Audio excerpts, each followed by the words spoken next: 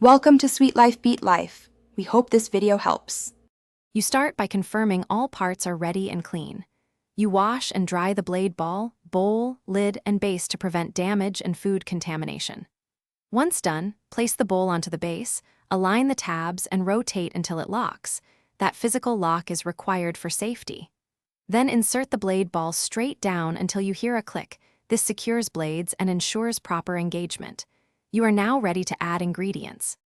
You add liquids first to create a thin layer that helps chopping, then add solids so they reach the blades. Once done, secure the lid and choose pulse for controlled chopping or continuous for smooth purees. Pulse prevents overprocessing. Make small speed changes to monitor texture. Higher speed increases shear and heat. Make sure you never exceed the max fill line. Overfilling strains the motor. If you need to scrape, stop power, unlock, and use a spatula safely. You finish by powering off and unplugging, then unlocking and removing the blade ball using its handle or release tab. Never pull blades by hand. Once done, rinse loose debris, then wash parts with warm soapy water and air dry. They must be cool before reassembly.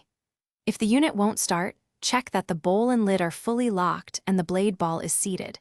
Inspect the power cord and reset breaker if needed. If lights blink, consult the manual for sensor reset steps. Thanks for watching. Consider subscribing if we helped you.